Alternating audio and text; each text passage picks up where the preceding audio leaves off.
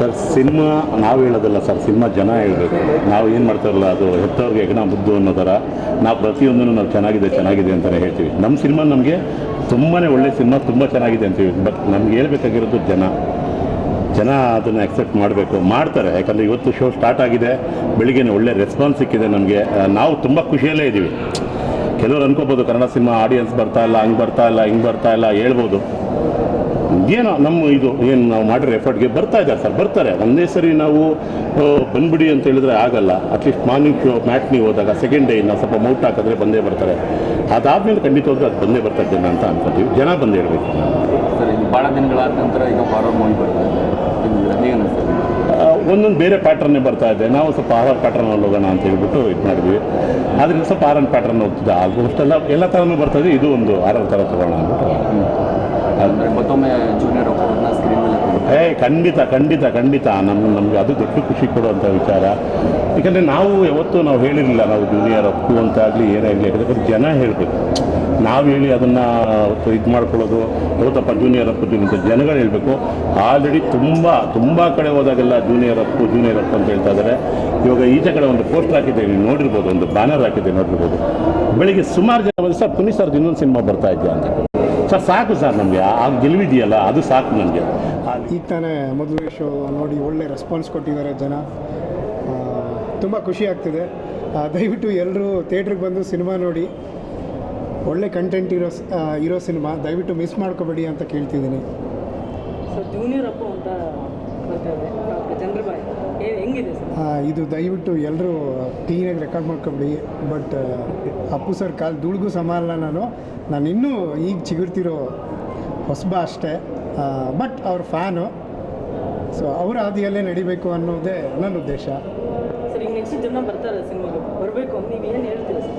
ಖಂಡಿತ ಬರಬೇಕು. ಯಾಕಂದರೆ ಕಂಟೆಂಟ್ ಇರೋವಂಥ ಸಿನಿಮಾಗಳು ಸಿಗ್ತಾ ಇರೋದೇ ಕಮ್ಮಿ, ಅದರಲ್ಲೂ ಕಂಟೆಂಟ್ ಇರೋ ಸಿನಿಮಾ. ಬಟ್ ಏನಂದರೆ ನಮಗೆ ಪ್ರಮೋಷನ್ಸ್ಗೆ ಟೈಮ್ ಸಿಕ್ಕಲಿಲ್ಲ. ಸೊ ಹಾಗಾಗಿ ನಿಮ್ಮ ಮಾಧ್ಯಮದ ಮೂಲಕ ನಾವು ಕೇಳ್ಕೊತಿದ್ದೀವಿ, ದಯವಿಟ್ಟು ಎಲ್ಲ ಜನರಿಗೆ ತಲುಪಿಸಿ. ಛಾಯಾ ಅನ್ನೋ ಸಿನಿಮಾ ಇವತ್ತು ಬಿಡುಗಡೆ ಆಗಿದೆ, ಫಸ್ಟ್ ಶೋ ಒಳ್ಳೆ ಪ್ರದರ್ಶನ ಕಾಣಿದೆ. ಸೊ ಪ್ರೇಕ್ಷಕರ ಇದು ಕೂಡ ಪಾಸಿಟಿವ್ ಆಗಿದೆ ಅಂತ ಹೇಳ್ತಿದ್ದೀವಿ. ಅಷ್ಟು ಡೈರೆಕ್ಟರ್ ಬಂದು ನಿಮಗೆ ಸೊ ಕತೆ ಹೇಳಿದಾಗ ನಿಮ್ಗೆ ಹೆಂಗೆ ಅನ್ನಿಸ್ತು ಸರ್? ಹೆಂಗೆ ಒಪ್ಕೊಂಡ್ರಿ ನೀವು? ಯಾವ ಥರ ಸರ್ ಕತೆ ಎಲ್ಲ ನಾನು ಕೇಳೋ ಇದರಲ್ಲಿದ್ದಿಲ್ಲ ಸರ್. ಅವಾಗ ಒಂದು ಅರ್ಧ ಕತೆ ಹೇಳಿದರು, ಫೋನಲ್ಲೇ ಹೇಳಿದರು. ಆಮೇಲೆ ಆಡಿಷನ್ಸ್ ಮಾಡಿದ್ರು. ಸೊ ಆಮೇಲೆ ನನ್ನ ಸೆಲೆಕ್ಟ್ ಮಾಡಿದ್ರು. ಅದೇ ಹೀರೋ ಆಗೋಕ್ಕೆ ನಾನು ಬಂದಿಲ್ಲ ಸರ್. ನಾನು ಬಂದಿದ್ದು ಸೈಡ್ ಕ್ಯಾರೆಕ್ಟರ್ ಕೊಡಿ ಅಂತ ಬಂದಿದ್ದು. ನನ್ನೇ ಹೀರೋ ಮಾಡಿಬಿಟ್ರು ಪ್ರೊಡ್ಯೂಸರ್ ಮೇಡಮು ಹಾಗೂ ನಮ್ಮ ನಿರ್ದೇಶಕರು. ಸೊ ಹಾಗಾಗಿ ಒಳಗಡೆ ಎಂಟ್ರಿ ಕೊಟ್ಟಿದ್ದು. ಆಡಿಯನ್ಸ್ ರೆಸ್ಪಾನ್ಸ್ ನೋಡಿ ಹೇಗೆ ಮಾರ್ಚ್ ಅಂತಂದರೆ ಅದು ಪವರ್ ಸ್ಟಾರ್ ಮಂತ್ ಅಂತಲೇ ಎಲ್ಲರೂ ಮಾತಾಡ್ತಾರೆ. ನಿಜ ಸರ್. ಸೊ ಮಾರ್ಚ್ 1ನೇ ತಾರೀಕಿಗೆ ನಿಮ್ಮ ಸಿನಿಮಾ ರಿಲೀಸ್ ಆಗಿದೆ, ಎಷ್ಟು ಖುಷಿ ಇದೆ ಸರ್? ತುಂಬ ಖುಷಿ ಇದೆ. ಅದರಲ್ಲೂ ಡೇಟ್ಸ್ ಮುಂದೆ ಆಗ್ತಾ ಬರ್ತಾಯಿತ್ತು. ಫೆಬ್ರವರಿ 23rd ಇತ್ತು, 26th ಆಯಿತು, ಆಮೇಲೆ ಮಾರ್ಚ್ 1ಗೆ ಬಂತು. ನನಗೆ ಸಖತ್ ಖುಷಿ ಆಯಿತು ಸರ್. 17th ಕೂಡ ಅಪ್ಪು ಸರ್ ಬರ್ಡೇ ಇದೆ. ಹೌದು, ಅದ್ರ ಬಗ್ಗೆ ಅವ್ರಿಗೆ ಡೆಡಿಕೇಶನ್ ಮಾಡ್ತಾರೆ ಸರ್ಗೆ ಡೆಡಿಕೇಶನು. ಮತ್ತು ಇವತ್ತು ಬೆಳಗ್ಗೆನೂ ಹೋಗಿ ಅವ್ರ ಆಶೀರ್ವಾದ ಪಡ್ಕೊಂಬಂದಿದ್ದೀನಿ. ಸೊ ಅಫ್ಕೋರ್ಸ್ ಅವ್ರ ಆಶೀರ್ವಾದ ನಮ್ಮ ಮೇಲೆ ಯಾವಾಗಲೂ ಇರುತ್ತೆ. ಕನ್ನಡದ ನಮ್ಮ ಸಿನಿಮಾ ಅಂತಲ್ಲ, ಎಲ್ಲರ ಸಿನಿಮಾ ಮೇಲೇನೂ ಅವ್ರ ಆಶೀರ್ವಾದ ಇದ್ದೇ ಇರುತ್ತೆ ಅಂತ ಹೇಳಿ. ಛಾಯಾ ಮೂವಿ ಇವತ್ತು ರಿಲೀಸ್ ಆಗಿದೆ. ಫಸ್ಟ್ ಶೋ ತುಂಬ ಚೆನ್ನಾಗಿ ಪ್ರದರ್ಶನ ಆಗಿದೆ. ಸೊ ದಯವಿಟ್ಟು ಎಲ್ಲರೂ ಬಂದು ಚಿತ್ರಮಂದಿರದಲ್ಲೇ ಚಿತ್ರವನ್ನು ನೋಡಬೇಕು ಅಂತ ನಿಮ್ಮಲ್ಲಿ ದಯವಿಟ್ಟು ಕೇಳ್ಕೊತೀನಿ.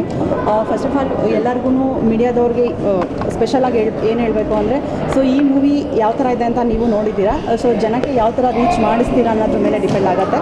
ಸೊ ದಯವಿಟ್ಟು ನಮಗೆ ಸಪೋರ್ಟ್ ಮಾಡಿ. ಮತ್ತು ನಮ್ಮದು ಫಸ್ಟು ಹೀರೋ ಆಗಿ ಮಾಡಿರೋದು ಆನಂದ್ ಅವರು, ಅವ್ರಿಗೂ ಒಳ್ಳೇದಾಗಬೇಕು. ಮತ್ತು ನಮ್ಮ ಜಗ್ಗು ಸರ್ ಡೈರೆಕ್ಟರ್ಗೂ ಒಳ್ಳೇದಾಗಬೇಕು ಅಂತ ಕೇಳ್ಕೊತೀನಿ.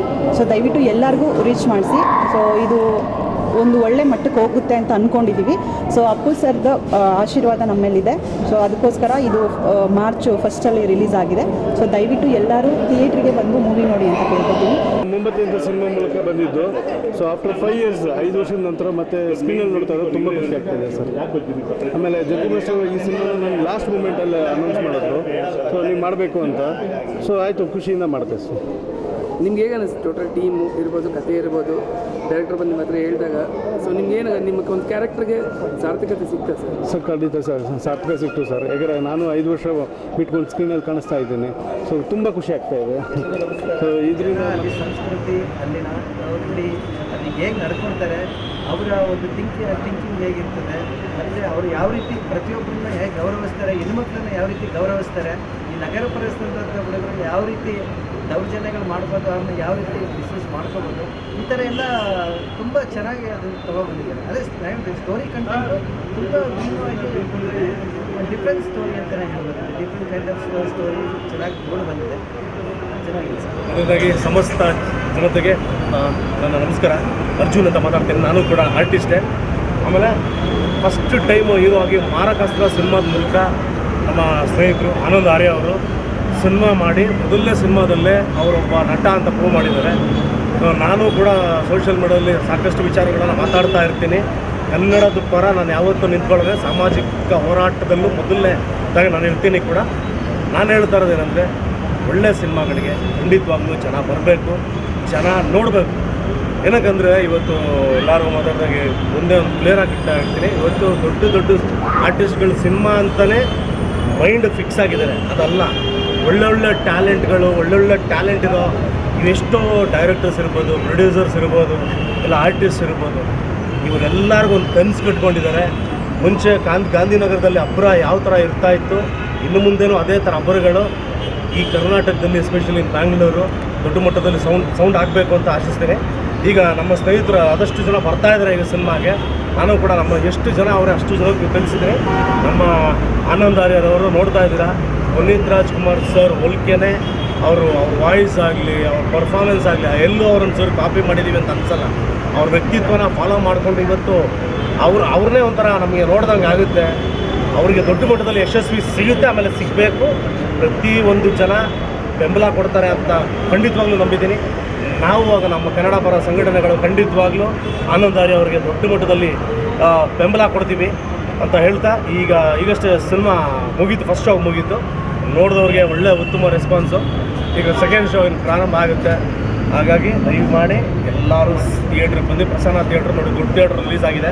ಕಾಟೇರ ಪಕ್ಕದಲ್ಲೇ ಆಗಿದೆ ಈಗ ಸಿನಿಮಾ. ದಯಮಾಡಿ ಎಲ್ಲರೂ ಸಿನಿಮಾನ ಚಿತ್ರಮಂದಿರದಲ್ಲಿ ಬಂದು ನೋಡಿ, ಉಳಿಸೋಣ ಕನ್ನಡನ, ಕನ್ನಡನ ಬೆಳೆಸೋಣ.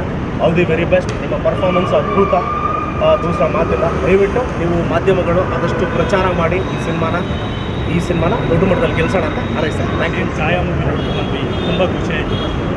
ಆನಂದ್ ಆರ್ಯ ಅಂತ ಹೀರೋ ನಮ್ಮ ಸ್ನೇಹಿತರು, ಅವ್ರು ನೋಡ್ತಾ ಇದ್ದರೆ ಪುನೀತ್ ಥರನೇ ಕಾಣಿಸ್ತಾರೆ ಅನ್ನೋದಕ್ಕೆ ನನಗೆ ಹೇಳ್ಕೊಳ್ಳೋದಕ್ಕೆ ಹೆಮ್ಮೆ ಆಗುತ್ತೆ.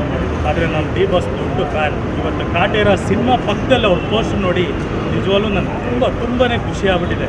ಈ ಥರದ ಅವಕಾಶ ಮತ್ತೆ ಸಿಗುತ್ತೋ ಇಲ್ಲೋ ನಮಗೆ ಗೊತ್ತಿಲ್ಲ. ಇವತ್ತೊಬ್ಬ ಹೊಸ ನಾಯಕನಿಗೆ ಇಷ್ಟೊಂದು ಅದ್ದೂರಿ ಸ್ವಾಗತ ಸಿಕ್ಕಿರೋದು ನಿಜವಾಗ್ಲೂ ಖುಷಿ ಆಗುತ್ತೆ.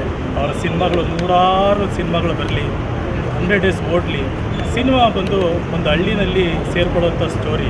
ಒಂದು ಹಳ್ಳಿನಲ್ಲಿ 3 ಸಿಟಿ ಹುಡುಗರು ಬಂದರೆ ಏನೆಲ್ಲ ಪರಿಣಾಮ ಬೀರುತ್ತೆ, ಒಬ್ಬ ಹೀರೋ ಹೆಂಗೆ ಹುಡ್ಕೋತಾನೆ ಅನ್ನೋದು ತಾನೆ, ಒಬ್ಬ ಸಾಮಾನ್ಯವಾದ ವ್ಯಕ್ತಿ ಹೀರೋಗೆ ಹೆಂಗೆ ಹುಡ್ಕೊಳ್ತಾನೆ ಅನ್ನೋದೇ ಸ್ಟೋರಿ ನೋಡೋದಕ್ಕೆ ತುಂಬ ಚೆನ್ನಾಗಿದೆ. ಒಂದು ಹಳ್ಳಿ ಸ್ಟೋರಿ. ದಯವಿಟ್ಟು ಎಲ್ಲರೂ ಸಿನಿಮಾ ನೋಡಿ, ಈ ಸಿನಿಮಾ ಗೆಲ್ಲಿಸಿ ಅಂತ ತಮ್ಮನ್ನು ಕೇಳ್ಕೊತಾ ಇದ್ದೀನಿ.